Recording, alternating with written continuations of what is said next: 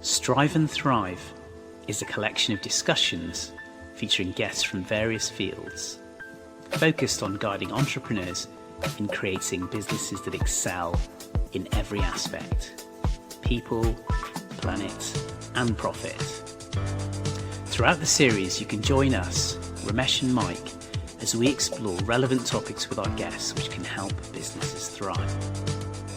Romesh and I met while I was supporting a client transforming their business. And I needed finance director support and reached out to him and his team. Since then, we've become good friends who share a passion for business and entrepreneurship. If you like today's discussion, then you want to subscribe to our YouTube and Spotify channels.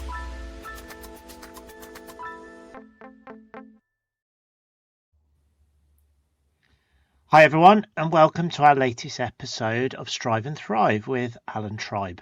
I've not known Alan for long. We met towards the end of 2025, but we've quickly spun up really interesting conversations about business, UK manufacturing, and particularly the automotive sector.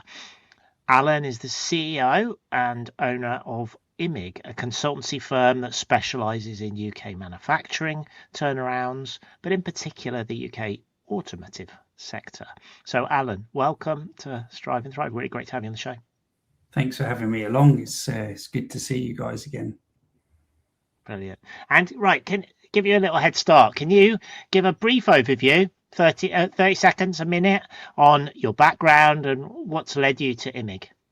Yeah, of course. So right back at the beginning, career-wise, I did an apprenticeship in tool making, which is what Keir Starmer always says his dad was. So I started off in that automotive sector. Got the chance to go to university later on, then went through the defence and aerospace sectors, and then back into manufacturing, in automotive manufacturing. Worked my way through a company to become the MD, quite a big company in the UK, and that's led me into consultancy later on. And initially I was as an independent, worked in France and the UK, met some guys from IMIG at the time, joined with them in 2000. We created IMIG UK. It was an international company without a UK presence. And when the owner retired, got the chance to buy the global company. So here I am now as the owner, as my whistle-stop tour through a fair few years there. Very good. Brilliant. Alan, welcome to the show. It's really nice to see you again. Yeah, good to see you too. Amazing. That was a really good summary. Thank you for going through that so nicely, because there's a lot of stuff that you've done in your journey. We've obviously chatted previously, and I was intrigued with the start of your journey. You know, the apprentice toolmaker, and we did have a laugh, I remember, on that initial chat with that Keir Starmer's dad comparison, if you like. But in all seriousness, you know, what humble beginnings, and I guess it gave you an amazing opportunity to kind of learn from the grassroots, if you like, of an organization. And when you told me a little bit more about the detail of that part of your journey, you talked about a private equity takeover of that business, which then spurred you to take your next move. So do you mind telling me a little bit more about that, your kind of time a little bit as an apprentice, you know, what you were enjoying about that, and then that big change? Yeah, of course. So I think at 16, you're kind of thrown into the workplace. You're obviously pretty young, and I think other than learning some new vocabulary in the first week, it was just this kind of, I guess, completely new experience of the factory started at 7:30 every day. So, you know, having gone from, oh wow, I've got to get up for school and be there by 9, suddenly it was, I've got to be at this place of work by 7:30 every day, or I don't get paid if I don't punch my card. So, you know, we all had our cards to get punched in. And so I think there was an initial kind of kickstart to the realities of how the world was. which were quite different. And I think just in general, you're dealing with people, and in that sector, even then, tool making was almost kind of scaling back in the UK at the time, and that company hadn't had any apprentices for about 20 years. So the sort of next youngest person in the area that I worked with, about 30 tool makers, was like late 40s. So I'd gone from being with people my age all the time, other than teachers, to the next youngest person, had 2 kids, a mortgage, in their late 40s. And then above them, everyone was like late 50s, borderline retired. And I think when I look back on it now, it was an amazing kind of experience to have at 16, because it taught you to deal with like a wide variation of like age groups, people, the issues they brought to work with them, and then the issues they had at work. They were all completely different to what I would have experienced if I'd just gone to college.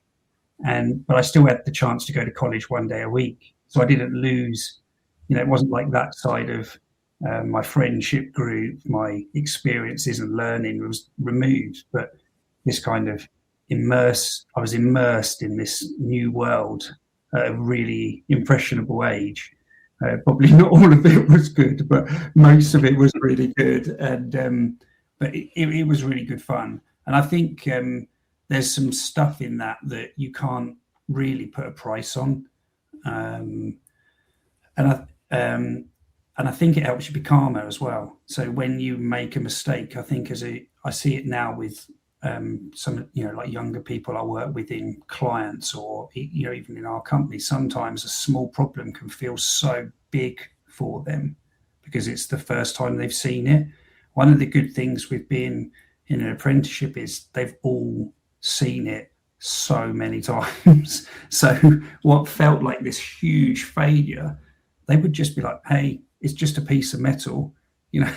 When I look back on it now, these pieces of metal were worth hundreds of thousands of pounds, but they just didn't panic. They just went, we've done this before. This is what we do. I think that helps you as you get older to stay calmer and with a clear head and tackle the problem. And one of the things that I really liked about it is they were almost proud to have an apprentice, although they also kind of used me to clean everything that they didn't want to clean themselves and all of that stuff. They were also super proud to have this apprentice, because it was like you were one of their own kind of coming through the company. And so whilst they were kind of the banter and all of that was there, you were also their kind of, in a way, they were putting their legacy into you. And that was really something quite cool to be part of at the time. And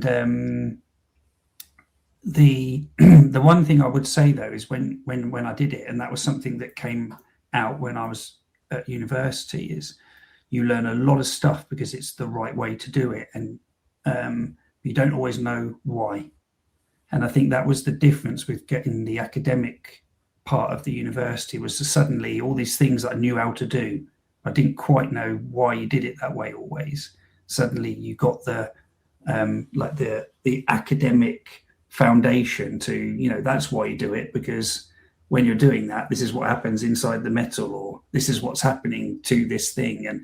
And that being able to put the two things together was amazing for me in my 20s. And it sort of like opened up engineering, if I'm honest, as a completely new topic. And I think that's that I see with, like, I think the degree apprenticeships that you see being offered now probably are starting to have some of this element in them as well, because they get people to work with people. So I think that's really good. And you're getting the academic, but you don't get so much of the practical. Right.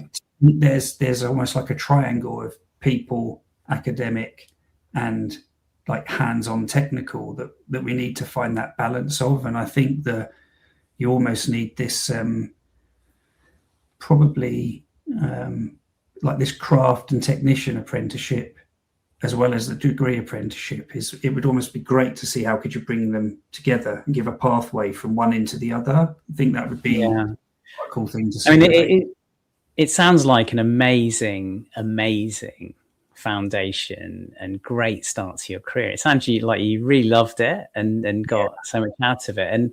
And what an advert actually for apprenticeship programs. And it sounds like they probably still need a little bit of tweaking around the edges, but I think it's a really good sound defense and argument for leaning into that. So I'm glad that the government's looking into that and developing that idea.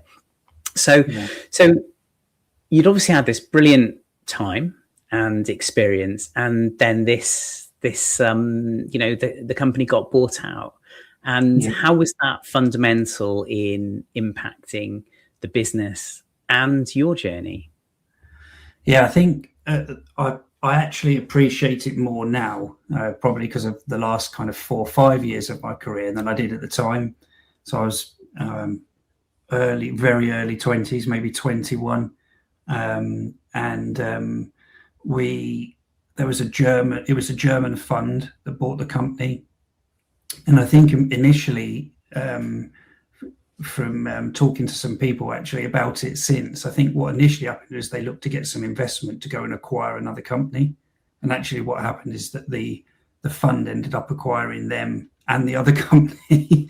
And it was fairly brutal because they already had a number of, I would say, they probably weren't competing businesses, but they were supplementary businesses, which meant that a lot of the leadership just wasn't required. And almost on day one, they just started cutting them out of the business. And so this would have been in the late 90s. Then you saw some of the products immediately just get shipped into other locations. And at the time, I mean, it was really busy because we were trying to sort of almost all the things that everyone knew how to do were trying to be, trying to capture it. I mean, the most advanced thing we had was a video camera at the time. So you were trying to capture it, document it, pull the engineering drawings together. And we weren't even sure if the company in the UK would stay open, which it did actually in the end. But I remember the operations director calling me into the office, a guy called Howard, and he'd always been a really good advocate of us as apprentices. And he pulled me in and he said, "Alan, you did the night school option, which you were the only one who did." He said, "I think you could go to university now." We talked about sponsoring you to go to university. He said, "The sponsorship's off the table because they're not going to pay for that." And he said, "In all honesty, the company's going to be very different if it survives at all. I think you just need to go and take a university place and go." And that evening, I put my car on, well, in the book rather than on the web. I put my car in the Auto Trader book that weekend, sold my drum kit, sold a bike, and 3 weeks later started at university. And I think that guy, if I'm honest, that was one of those, you get little bits of advice through your career. And I can still remember being stood in his office and having this discussion. And it was quite emotional discussion, actually, because it was all I'd known since school. And he was literally saying, "Get out now while you can." And I think the whole world opened up from this discussion for me. It was amazing. I don't even know if the guy would still be alive today, but if he was, I'd shake his hand and say thanks and take him for dinner at least, So it's how was that learning? How has that learning, Alan, shaped you and moved you in the role you're doing now in IMIG? Because I know you as you articulated earlier, you set it up you joined as a UK entity, and then you kind of did a reverse buyout almost of the global group. Yeah. How was that reflection of the practical experience, the education of a PE takeover and quite a difficult merger, and then moving into your own academic experience? How have those pieces helped inform your shaping of IMIG? I think different parts of it shape you in different ways. So I think the lack of clarity about what was happening caused a lot of people a lot of suffering, in all honesty. So I think like when we did the purchase, we were really transparent with the customers, the employees, or at least we tried to be. So we were very clear that this is what it is. There's a plan. This is what we're going to do. I think with one of the things that has probably helped me do pre-IMIG, but we've kept it going in the company, is with younger people, always tried to give them the advice that was best for them, not always just what was best for the company. And I think one of the things that I really hold dear, I think, comes from that discussion with Howard that day, of sometimes you've invested in a person, you think, you would keep them forever if you could, but sometimes that's just not right for them. But what you do is, when you free them, you create the biggest advocate of your company that there is in the marketplace. And we've seen that now, that people have come back, and people that we used to work with, or whether it's in IMIG or previous experience that I've had, they're now clients of IMIG. And I think we didn't do it with that. I wish we had done it with that level of forethought. Maybe we'd have done it even more. But that wasn't the purpose to doing it. But that's almost like the universe giving back on it, I suppose. It's been the lucky good example. Yeah, that's a lovely altruistic circle there. Yeah. I think young people, when you work with them, it's almost like it's probably. We talked, I think in our previous chats, we talked a bit about legacy and stuff like that. But I think it's a bit about legacy, but also it's that what the difference between the economic compass in your life and the moral compass in your life. And I think when you get to work with young people, that's the chance to really follow the moral compass, and the economic thing needs to almost go to one side for a while. I think that's often hard with education, and without getting political about it, it's very hard, right? Because there's budgets and all of this stuff with it. But I think if at a small local level, we can make these choices and decisions in a non-financial way, other things can come back. And has that defined your philosophy in IMIG, or is it more that's the Alun style? I'm picking up a bit of both from the way you articulate yourself. I think it's a bit of a. I think that's my way, but I think probably because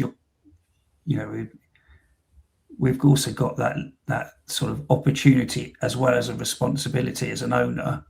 You can kind of make it what you want it to be, right? And I think one of the things is definitely we only hire people we want to work with. So if you're going to work with these people, especially in some of these difficult projects, you're there all hours of the day, and why would you build a team of people that you don't particularly want to spend time with? So I think you've got this element of building something that's nice for myself.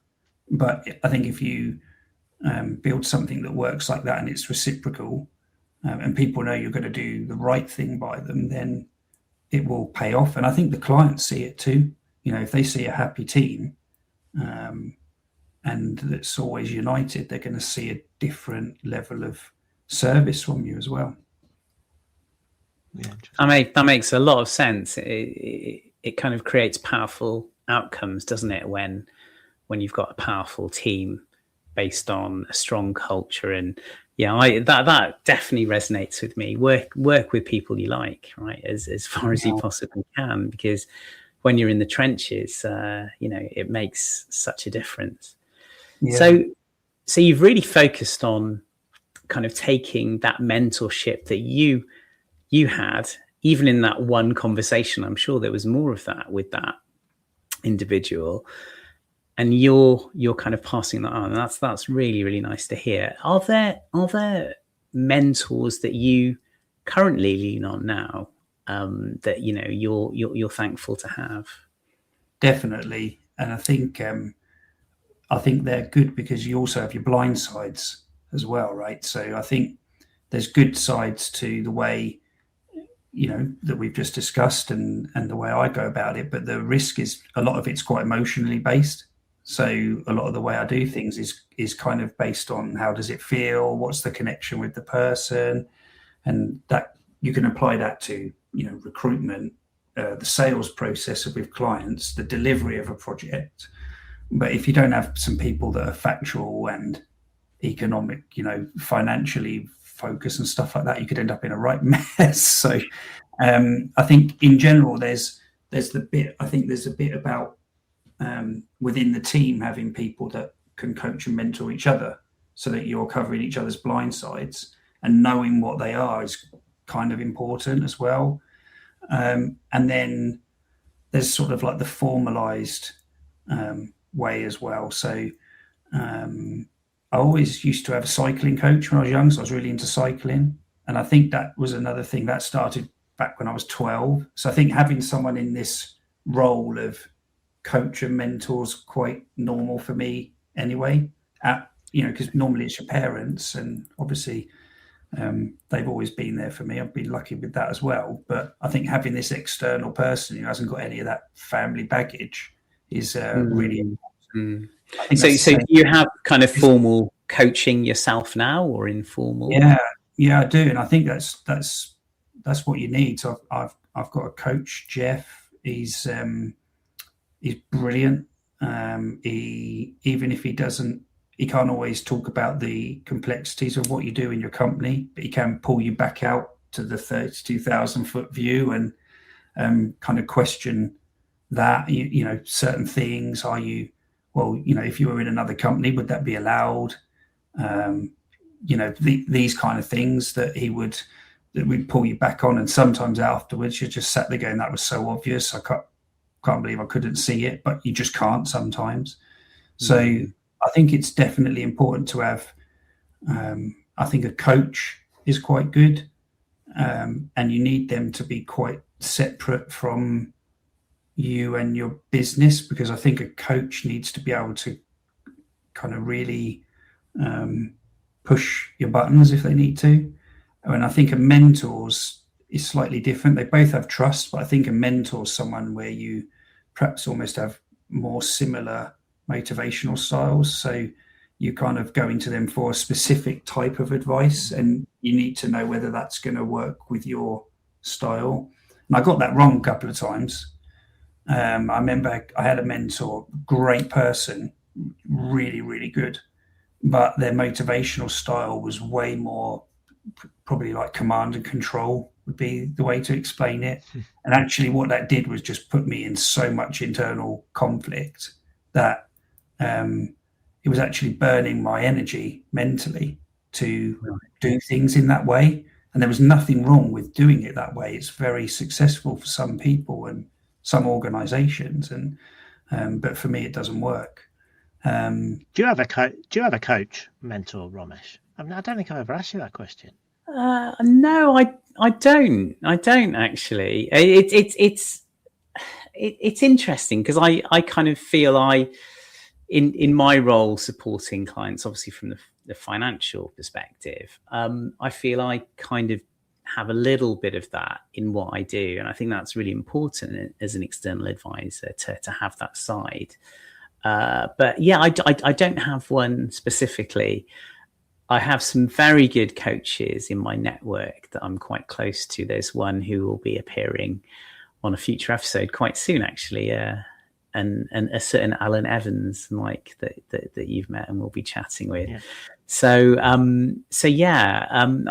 definitely see the absolute value in it. And Alan, it's really interesting hearing you talk about your perception of the difference between a coach and a mentor, because I think that's maybe something that people don't think about enough, actually. Yeah, I think you need different things from different people for sure. And I think the cycling is the best example of it. I think I didn't need a mentor in cycling, because what I needed someone to do was kind of kick me when I was feeling lazy or hadn't tried to do certain things properly, things like that, didn't look after my bike and then complained when the gears didn't work in a race. And so you need, I think sometimes with the coach, they're the person that stops you, doesn't allow you to have an off-ramp in a difficult situation kind of thing. It's probably like the best way. They say, no, you've got to find a way through it. Whereas I think a mentor is the person that you can, it's almost like being able to bounce your concerns around with in a different way. So maybe it's safer, I think would be the way I'd explain it. But I would say to every business owner, go and get one. Even if you think everything's going super well today, sometimes we've had periods where, luckily really many periods where everything's been going super well. And actually that's when my coach has been saying to me, it's going super well, but you could be even better. And, and it's that sort of, where do you think you're operating at? 90% of your capability and it's all going super well? Because I've looked at this, and I've looked at some people I think are similar to you, and I think you're more like 30%. So when you're going to fill the other 70%? That's the exact conversation we had 2 weeks ago, 2 weeks ago on Wednesday. You're at 30%. What are you going to do? And I think if you don't have someone, sometimes you need that shake to say, yeah, you're right. Are you competitive, Alan? Yeah. You obviously talk about your cycling, but you come across as really humble, and that's an interesting sort of balance, right? You're actually doing a really good job at making me think, I should look at that. Mike, do you have a coach or a mentor? No. I've been looking for the right one, to be honest, at the right time, I think. And I think, Alan, you've given a good justification and reason why, I think. And I think I'm curious to know how that would work with me, and what the implications would be of letting go and being sort of having someone oversee the kind of world that I'm in a kind of reflective way. And I guess that makes me nervous too, right? That's the apprehension being told off almost, because that's ultimately what a coach is, right? Come on, go faster. Yeah. Change direction. Why are you doing this? Things with it as well. Like if you take sport, I'm a really big believer that sport is a very good grounding for business. I'm probably not in 100% of cases, but I do think there's a lot of parallels from it. I remember a cycling coach, and I've heard that from a psycho kind of sports psychologist more recently, where they really push you to take the stuff you're good at and systemize it. Which, how many times have you heard that? Whether you've got a business that you want to run, or a business you want to sell, or a business you want to franchise, or a business you want to grow, you need to systemize it, and you need to take all the stuff that you're really good at. So I think that's what a coach is really good at, kind of pushing you to systemize. And the other thing they do is they take what you're good at and they get you to really focus on it and get yourself even better. I won't use the exact words that the sports psychologist used, but it was, you've got to take that, because that's your like special sauce, for want of a better word. How do you go and replicate that all the time? Never let it drop. Never let that go, because the moment you do, you're not special. You're just one of the others in the list of companies. So I think his example was, do you think Erling Haaland spends hours and hours a week learning how to tackle, or do you think he spends hours and hours a week shooting and heading goals? And I think that was really interesting. It's going to completely date the episode of this podcast for you, because in 20 years everyone's going to be going, who? But I think he'll be a name that lingers for a long time. So that's an okay example. Yeah, but I think that was a really interesting example, and I think that's something that you just don't think of. I think I've had the opportunity to interview lots of sports professionals who have come out and have looked at starting their own businesses, and it was an interesting opportunity. I think the drive for success in sport gives you a power of really pushing through, and I think that is an incredibly interesting comparator to being an entrepreneur. I think there's subtle differences in there. One is very self-driven and self-motivated, and the other is much more collegiate to what you're talking about in terms of being humble, Alan. But that kind of drive is really interesting. And it's the same, actually. I've worked a lot with the military.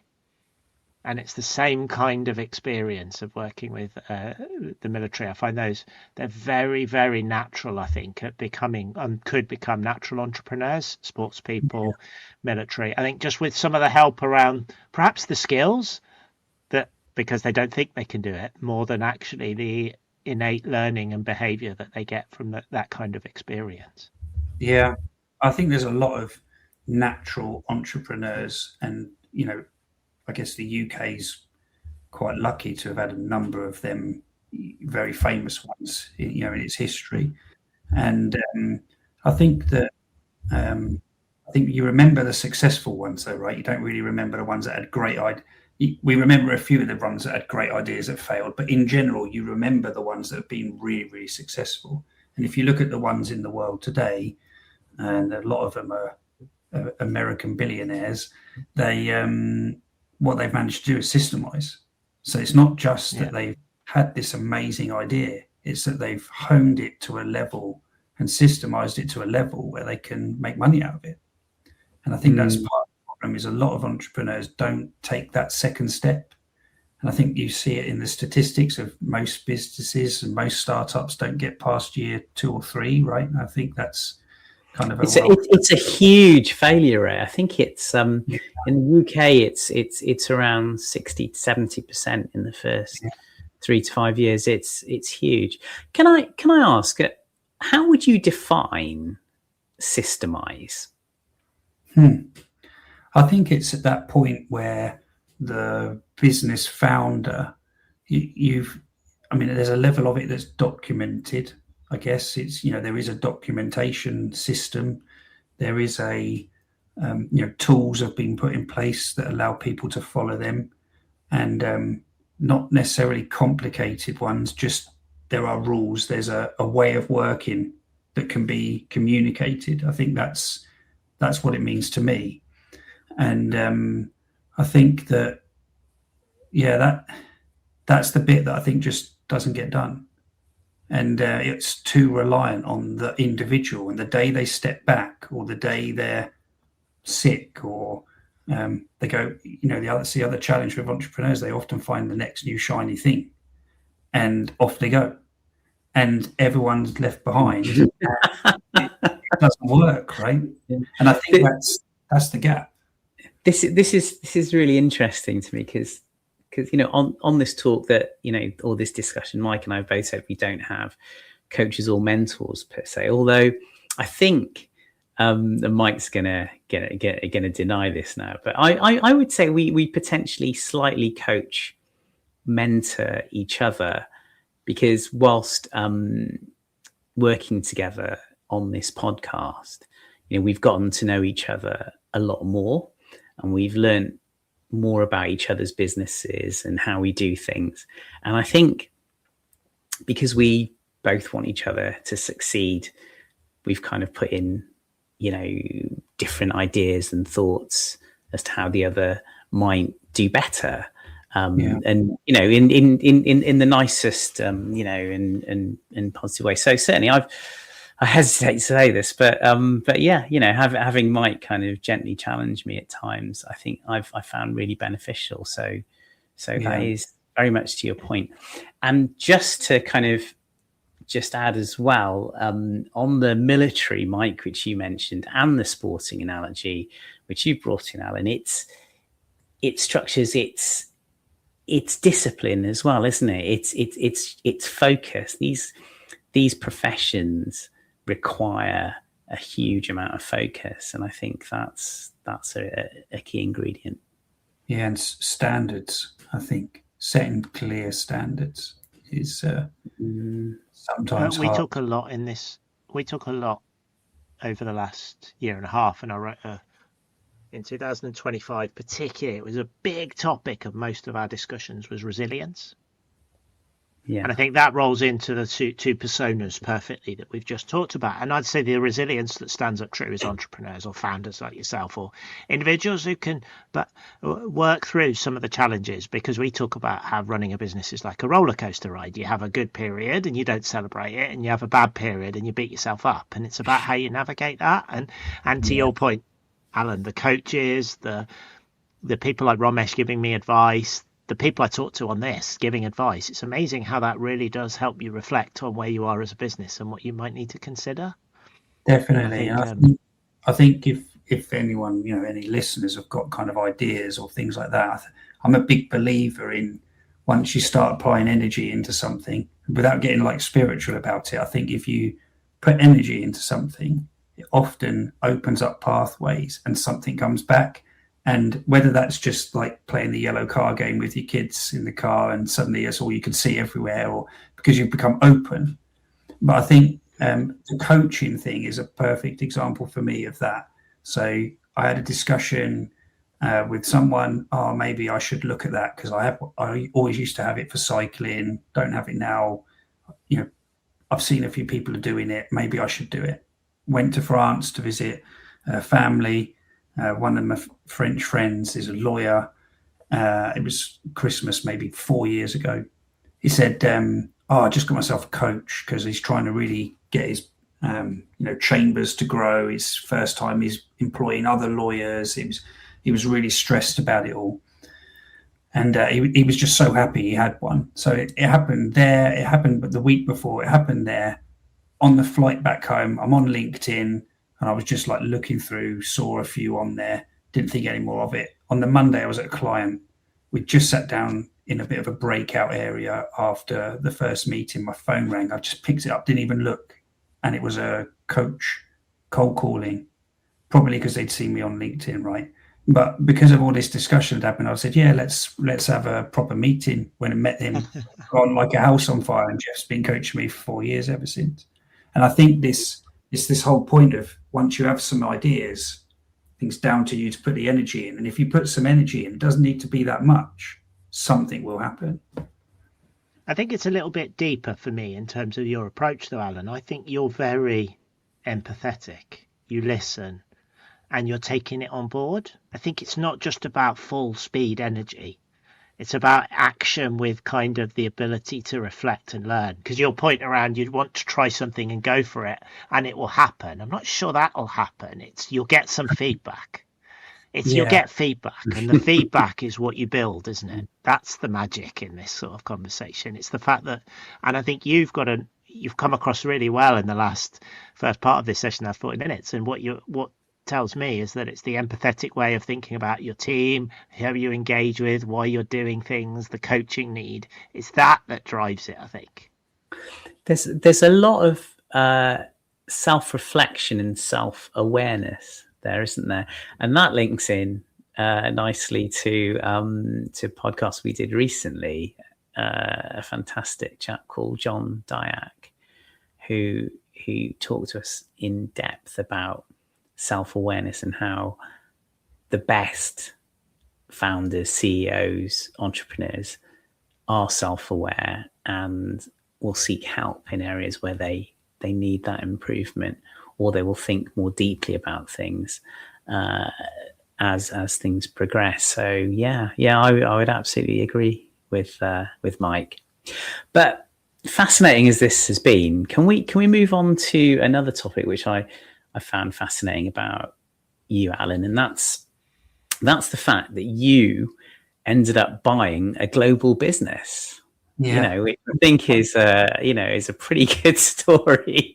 Please, can you tell us more about that? Yeah, so well, it was a bit of a curveball, I suppose. So always wanted to have my own business from quite a young age. If I'm honest, always wanted to have a manufacturing business. That was the kind of ultimate dream. And who knows, maybe that'll happen one day. But so I started off, I think I said before, as a sort of one-man band.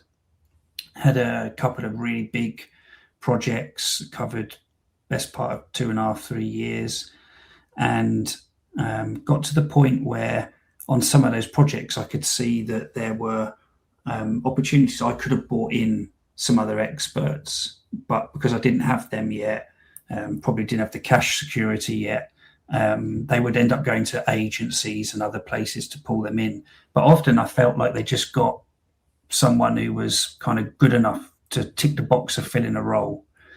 and I felt like it could be better. And then I met the IMIC guys on a project, quite a difficult project where a very key automotive manufacturer had gone into administration. I was there for one manufacturer, they were there for another, a German one, but got on with the team really well, because it initially started off, to be honest, it could have been a big confrontation because there was only about 20 machines in this factory, but they probably needed about 70 machines to make all the parts that everyone needed. So I was really in a negotiating with this with IMIG at the time to kind of get my customers' parts made, and got on really well. Went our separate ways, and a few months later got a call from the CEO, who I hadn't met, basically saying, look, Brexit's happened, and we've got the opportunity to do quite a big piece of work with a UK brand,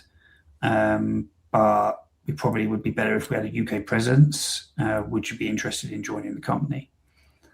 So we had a bit of a chat around that, and I said to him basically at that time that I've had 2.5 years not working for anyone else, and to be frank, I don't want to go back. So me joining IMIG doesn't seem like it's the right option, but I could subcontract. And in fairness, he came back with the proposal of, well, why don't we JV? Let's create IMIG UK, do it as a JV. So that's what we did. We both put our money in, created the local company. In fairness to him, we had work available pretty much from day one. Well, actually, it was before that. We didn't even have a company bank account, so we'd incorporated the company on the Friday. The work started on the Monday, and the bank account came about 2 weeks later or something crazy. And it was really crazy.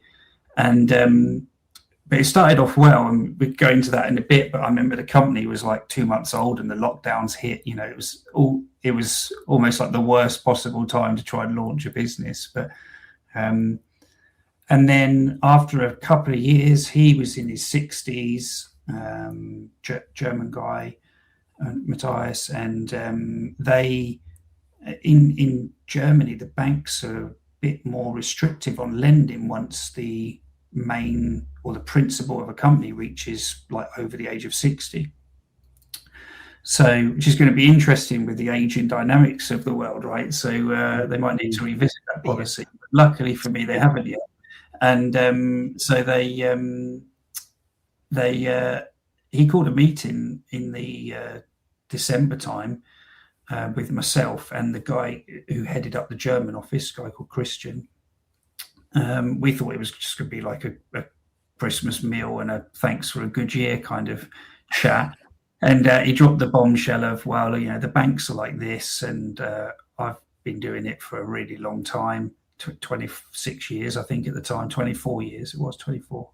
Next year it's 25, and it's time for me to sell up. So I wanted to offer it to the two of you first. At which point Christian dropped the bombshell of, well, actually I'm off to live on a boat and travel around the world, so I don't want to buy it, thanks. And so I got first dibs on the whole thing. So that set that in motion, and we went away to try and find a way to buy the company. Obviously, we were coming at a point with, being honest, like very limited kind of personal funds. The company was doing okay, but it didn't have millions of pounds in the bank. So it was going to need to be a kind of leverage deal somehow with a funder. Didn't want to do private equity because of the experience I'd had as an apprentice and seeing what happened there. So that put me off. Doesn't necessarily mean that I think that now, but that was my thinking at the time. And so really went to high street banks, couldn't get anything to work. And in fact, my coach, Jeff, put me in contact with some people that he'd heard about. And that looked really positive. So we got the deal, and it was around the June time. Everything was fine. And we'd agreed that the date was always going to be like in the November, because that allowed the original owner to get the 25-year anniversary under his watch kind of done. So that was sort of a nice personal thing for him. So we're all going well, and then the timeline's a bit, I can't remember all the dates, but essentially Liz Truss became a prime minister, and before the cabbage had wilted, the stock market and everything went crazy. And the problem I had was the financial market reaction obviously tanked the pound value, and I was buying the business in euros. So suddenly I didn't have enough money to buy the company.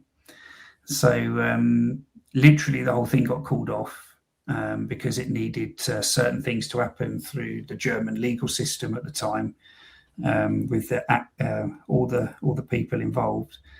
And it kind of put a bit of stress into the relationship as well at the time. I remember thinking it's really difficult. And it was my personal research in the end. So the banks kind of just said, well, it can't be done now. That's the way it was.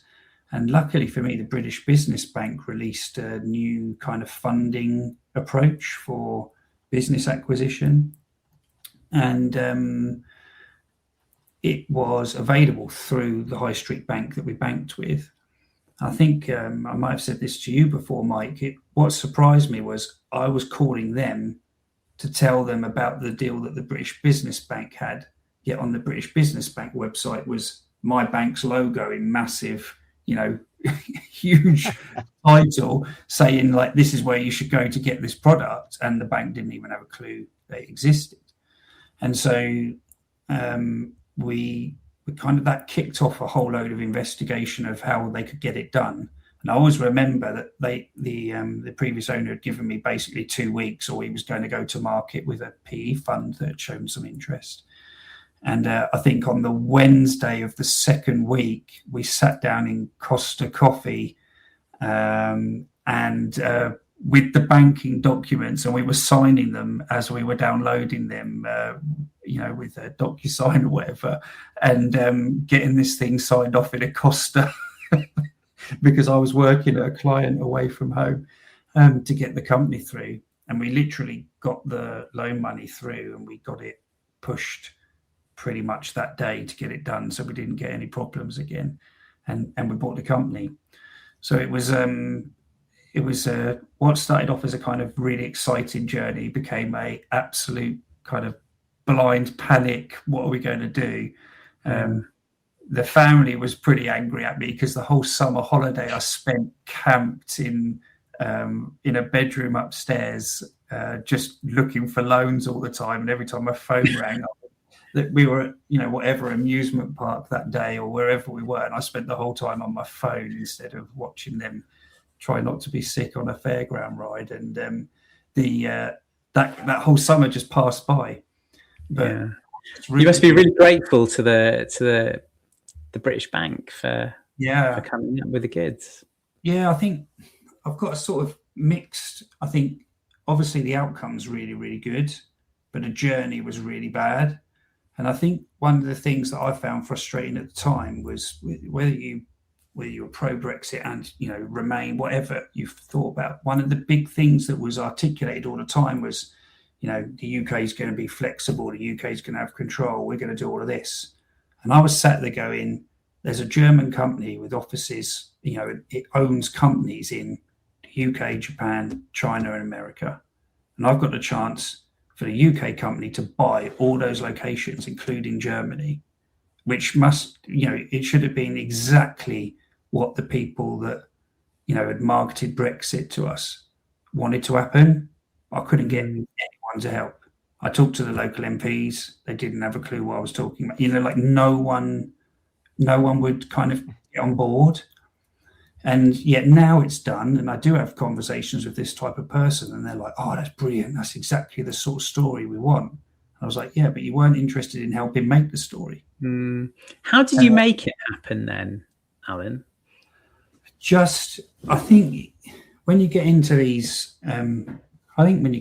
situations, it's a bit like what we talked about before, about not panicking and maybe that competitive nature coming off of thinking there must be a way to go and get this money. You see all these deals going on all the time. The money, it's not like the money doesn't exist. There's more than enough money in the world. It's just in the wrong places for us most of the time, right?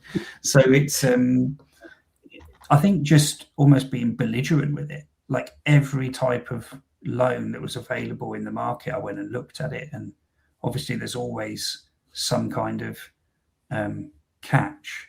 And what I actually did do was I wrote down some rules, like these are some things that I wasn't prepared to do. So if it needed any of those, it wouldn't happen. So like I wasn't prepared to put like all the equity of my house down, but I was prepared to put some money down personally as a guarantee, but not the house. I wasn't prepared to give up more than X% of the equity in the company in order to do it. You know, all of these kind of things that were good. There were certain countries I wouldn't borrow money from, to be honest, like more like sort of humane reasons rather than business ones. So stuff like that, things that I wouldn't touch. So you knew your red lines, and that clarity must have been very helpful. Yeah, I think so. I think it's really hard to write down what you needed, but often I think that's probably like human nature, right? It's really easy to write down the things you don't like. So that was where I started. Like, that's the stuff that I don't want. Okay, how can I find anything else? And almost like even if it had a problem, but it wasn't on my list, it meant, okay, well, I need to solve that problem. So it almost reduced the number of problems I had to solve, I think. Interesting. What an interesting story. But it also, the way you told it, it's really nicely explained how you approach things, Alan, in terms of competition, empathy, I think, and the experience of actually just keep going and keep exploring, keep reaching out to people, keep getting feedback, and seeing if you can find an angle, like you say. Such an interesting event. What's your reflection now? A number of years later, you're now the owner. What's your next step for IMIG, you, and the reflections on where you've got to? I think the reflections are maybe a couple of points, maybe a couple of things on that. One, just to link back to what I said before, is, my outburst of the way I explained it. It's not like a political thing. I think it's more that people need to realize that although a lot of people say stuff, they're probably not going to help you. So you do have to make it happen for yourself if you want it. And I think that's really what I'm trying to get across to people, is if you want to do this, you've got to go and make it happen. Because if you don't, no one else will. And if they don't see that hunger from you, no one else will come to the table. So that's the point with that. And I think now, on the reflection of it, there was like an initial euphoria. And then I think even when you do your due diligence, and in all honesty, I probably didn't do enough because I felt really comfortable. I was buying the company I already worked in. What I would say to people is do it and spend the money. I also bought it without a lawyer. We did it in 2 phases. We bought like a majority out of the company, like 80%, and then another 20, slightly after. And I didn't use a lawyer for the 80, and actually ended up learning a lot and doing a lot, but I burnt a lot of energy that I really didn't need to burn. So I think get a good lawyer, get a team. Maybe that's Romesh for the finances. All joking aside, like get some people that are experts in certain things and get them on board. Because once the initial euphoria kind of went away, I found a lot of stuff that I didn't know about. Some things in China that needed to be resolved that had been there for a long time. Some things in Europe that needed to be done, and suddenly you're dealing with legislation. You can kind of understand where it's coming from, but the nuances are very different to the UK. And I think that side of it, I probably, through pure naivety, just kind of stumbled into. But I think in a way I'm giving all this advice now. It's a bit like when you become a parent, right? Everyone gives you all this advice, you still go and do it yourself and learn it the hard way. I think I wouldn't necessarily change it, because I've learned an awful lot about myself and about the company. But I think the one thing I would have done was got some advisors a bit earlier on the due diligence, just to kind of, I might not have changed anything that I did in the deal, but at least I'd have had my eyes open to what was going to come after the deal. And I think that's part of the problem is for me, like, I think the initial way it was going was kind of quite calm and there was a bit of a process. And then when it collapsed, I lost sight of I'm going to own this thing at the end. And it became about how do I get a deal done?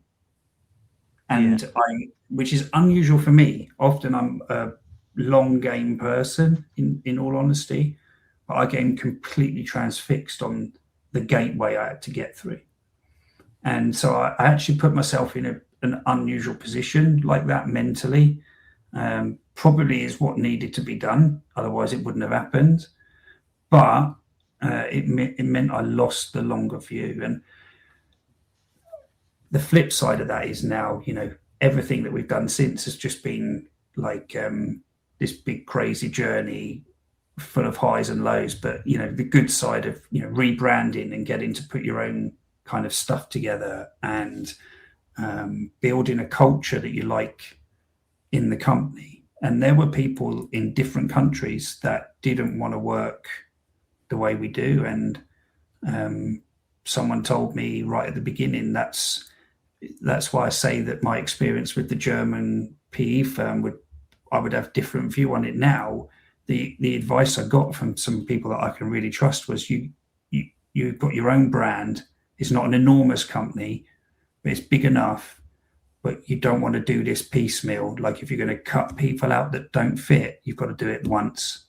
Just get it done once, make the changes now so that you don't create like rumor mill after rumor mill in your company, and make the changes early and build the team that you want to have from the beginning. And I think that piece of advice was extremely sound because when we had found all these issues in the company, I think it would have been easy to go, oh, we'll deal with America now, and then we'll go and look at what's gone on in China, and then we'll go and actually what we did was we reviewed it all. So we took a bit longer up front, and then we made our decision and we went bam, and we got it all done. And I think we're much stronger for it, 3 years down the road, because everyone in the company now is all on the journey together. And I think that was something we needed to do without disrupting the customer. Yeah, really good. Such an amazing story, Alan. I'd love to see where you've got to. And so very quickly, because we're going to finish in a second, but what's next for IMIG? But maybe more interestingly, what's next for Alan? I think next for IMIG, I think we're looking to expand. So we do a lot of work in automotive. Last year, we started to do a bit more work in medical and aerospace and defence. We'd really like to grow that because it's what we've seen is the skills and the talent we've got in the team totally work in those areas, and actually it's quite enjoyable for the team as well as for the client. So I think that's the next step for IMIG, is trying to widen our bandwidth. And then next for Alan, I've been enjoying doing some advisory type work, which is, although we were like an advisory firm, but doing it in a slightly different context. I'd like to do that. I've done a bit of work with the Automotive Council in the UK, which has opened my eyes to a bit more about how the way government works and that side of things. I think that could be an option to kind of investigate. The STEM ambassador stuff with like developing like the future kind of generation of talent we're going to need is something I want to pursue as well. And then maybe buying that manufacturing company one day as well. So I've got plenty of ideas. Oh, I like that. You might not have been the original founder of IMIG, Alan, but you're definitely now the founder of IMIG, if that's your approach. What next? Let's go look for new businesses. But firstly, thank you very much for joining us on Strive and Thrive. It's been an absolute pleasure, and it's been such an interesting story. You've covered a number of areas. I think some of the ideas of your early career and how that's influenced your latter career is fascinating. I think the deep dive that we went on coaching and the effect that's had on you and helped you build IMIG and successful outcome of the business is great. And I think the story of how you, don't know the words, reversed it, bought image from it within is really interesting, and I think that's a story for a number of people who could consider as sort of you both gave the mechanisms and an approach, get support, due diligence, legal advice, finance advice from Romesh, but also the emotional experience of it as well, which was tough, I think is fair to say, and there's personal learning on that as well. So such a really interesting episode. Romesh, anything to add? Yeah, well, firstly, Alan, that was such a great conversation. I just really enjoyed listening to all of your experiences. The takeaways from me, I think, you've made such a good case for, the value of a good apprenticeship program. And I'm a real supporter of it. And I thought that was great. I love the self-awareness, the self-reflection, the discussion about coaches and mentors, you relying and leaning upon those, but also trying to do the same yourself. That's really been fascinating and interesting. And, the belligerence, you've made things happen. That's a key message here. And, an earlier part of the conversation, you said when you had that chat with Howard, that very night, you pivoted. I mean, you literally that night sold stuff or started the process. And I think you said within 3 weeks you were in university. And I have to say, that shows a tremendous amount of adaptability. You got some new information, you got some good advice, and you acted on it. And that proactivity, I think, is a testament to you, and it's a lesson for all of us, actually. So thanks again. It's been excellent. It's been great to chat to you both. Thanks for having me on. Oh, you're welcome, Alan. So thank you, everyone, for listening or watching, and we hope you enjoyed today's discussion. Strive and Thrive is a podcast for entrepreneurs, founders, and business leaders. Please like, follow, and subscribe to our YouTube and podcast channels. Thank you very much. Thank you for listening to Strive and Thrive.